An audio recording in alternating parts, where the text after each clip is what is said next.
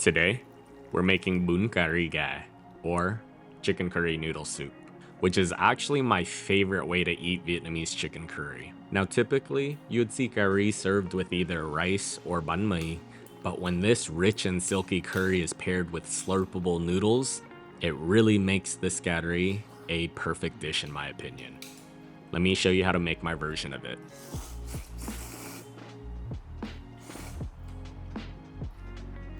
Alright chill, remember to wash your hands.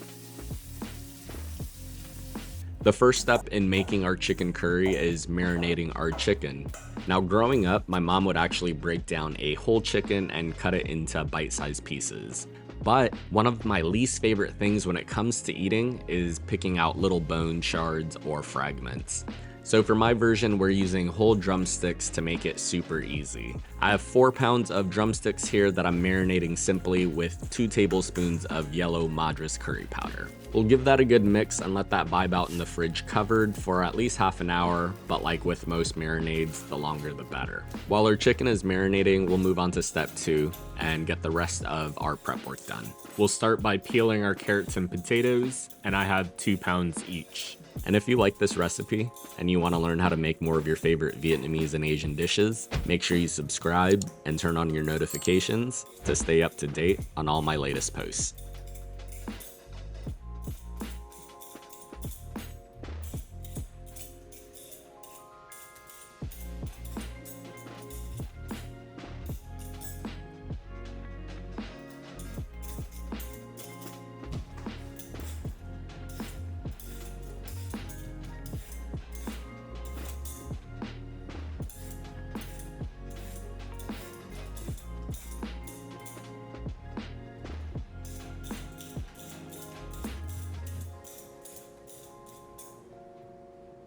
Then for our carrots and potatoes, we'll cut these up into irregular pieces while keeping the size of each cut similar.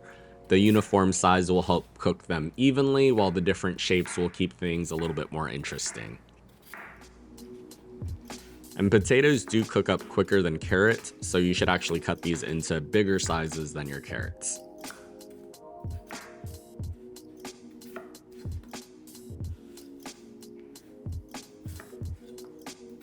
Then the rest of our prep includes processing our lemongrass, and you do that by removing the top and bottom portion. And then we'll bruise our lemongrass by smacking it with the back of your knife. This will ensure that its aromatic fragrance really seeps into our curry later.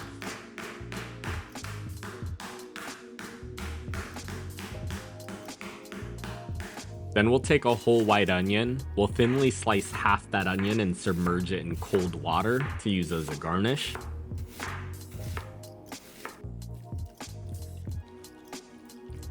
And then we'll finely mince the other half to use in our soup.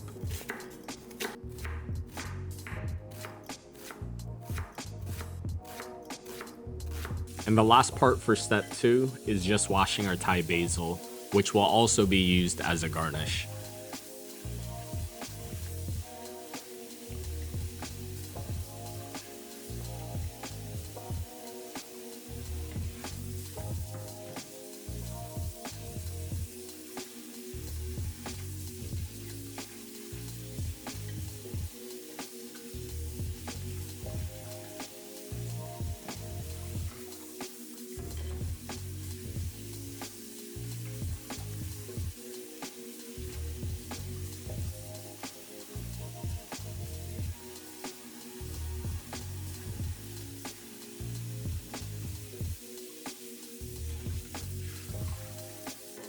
Moving on to step 3, which is frying everything. Now, a lot of home cooks will actually skip this step, and honestly, if I was being lazy and making this just for myself, I would probably skip it too.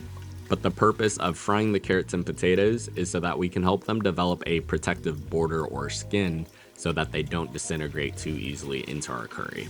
We'll get these fried up in some vegetable oil, frying in batches and making sure not to overcrowd our pot. And we'll just fry these up for just a couple minutes or until they start to brown up slightly. We aren't looking to cook them fully here. We'll remove the carrots and potatoes, and then we'll fry our drumsticks next.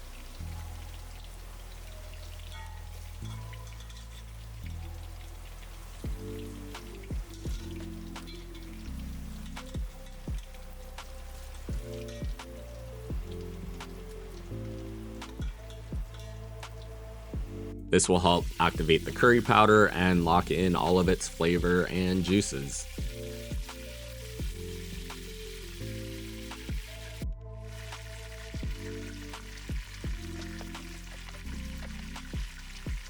Go ahead and remove everything from the pot, discard the oil while making sure you leave the fond behind.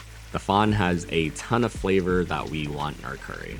Step 4 is putting it all together and actually cooking our curry. We're gonna go ahead and add in our diced onions and sweat that down.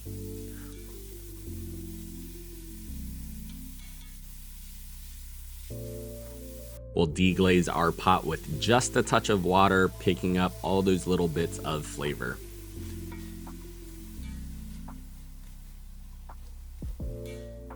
Then we'll add in a tablespoon of minced garlic and we'll saute that for about 2 minutes or until fragrant. Then we'll add everything back into the pot.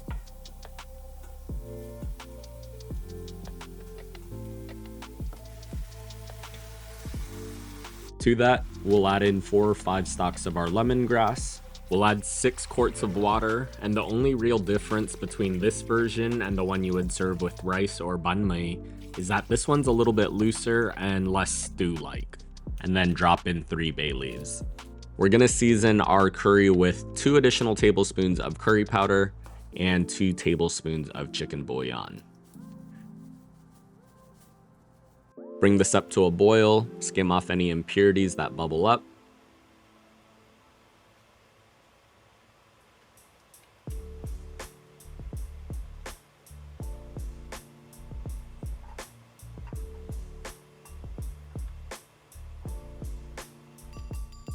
And then we're gonna reduce the heat and let this simmer covered for about an hour. After an hour, we're gonna add in a 14-ounce can of coconut milk and let that simmer for another half an hour. While our Ca Ri Ga is simmering away, we'll cook our vermicelli noodles. To a boiling pot of water, we'll add a pinch of salt and a splash of oil. And the brand I like using is the Old Man Quê Hương brand. And we're just gonna let the noodles cook in the boiling water for 6 minutes.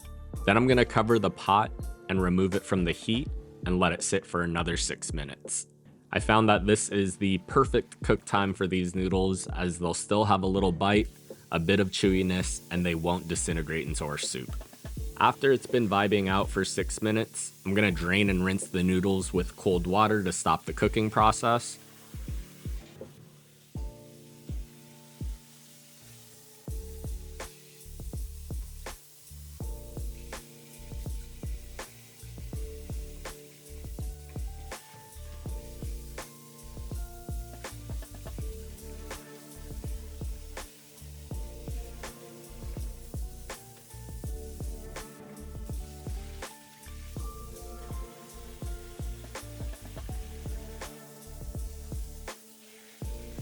And then I'll toss them with some oil to prevent the noodles from sticking.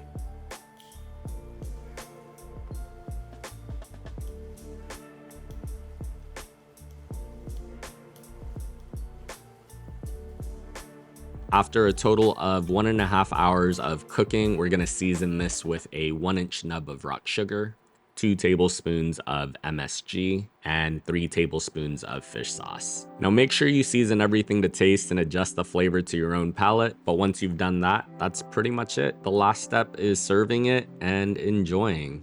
To a bowl, we'll add our vermicelli noodles, we'll drop in a couple of our chicken drumsticks, some carrots and potatoes. We'll ladle in our rich, creamy, and silky broth. We're gonna garnish our bowl with white onions, a couple leaves of Thai basil, and I'll throw in a whole Thai chili to burn your booty hole. And that's our Bun Ca Ri Ga. As always, the full recipe and measurements is on my blog at feedthepudge.com. Thanks for watching. Hope you enjoy.